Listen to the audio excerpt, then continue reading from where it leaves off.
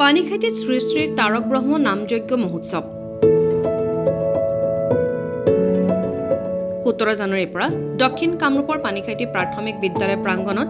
বিগত বছৰসমূহৰ দৰে এইবাৰো 4 দিনীয়া বিস্তৃত আৰু বৰ্ণাঢ্য কাৰ্যসূচীৰে শ্ৰী শ্ৰী তাৰক ব্ৰহ্ম নামযজ্ঞ মহোৎসৱ উলহ মালহেৰে উদযাপন কৰা হয়।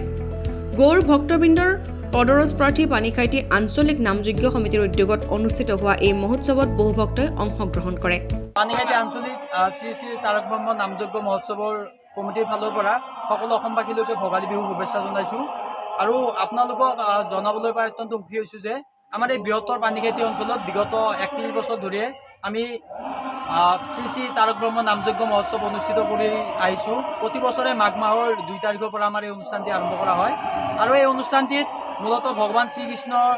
আৰাধনা কৰা হয় আৰু তেওঁৰ উপাসকসকলে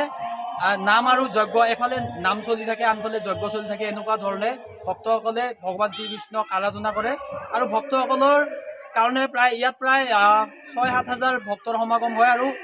প্ৰায়খিনি ভক্তৰ কাৰণে আমি প্ৰসাদৰ ব্যৱস্থা কৰিছোঁ আৰু প্ৰসাদ আমাৰ এই অঞ্চলৰ এই ভক্তসকলৰ দ্বাৰাই প্ৰসাদ প্ৰস্তুত কৰা হয় আৰু যি বিতৰণ সেই বিতৰণো আমি ভক্তসকলে বিতৰণ কৰোঁ। তাৰোপৰি এই অনুষ্ঠানটোত ভগৱান শ্ৰীকৃষ্ণৰ নাম ধ্যান কৰাৰ লগতে মানুহৰ যিটো নেকি উল্লেখ্য যে এই মহোৎসৱে বিগত 30টা বছৰ ধৰি সমন্বয় সম্প্ৰীতি আৰু ভাতৃত্ববোধৰ উৎকৃষ্ট নিদৰ্শন দাঙি ধৰিবলৈ সক্ষম হৈছে। ব্যুৰ ৰিপৰ্ট B24 অসমীয়া।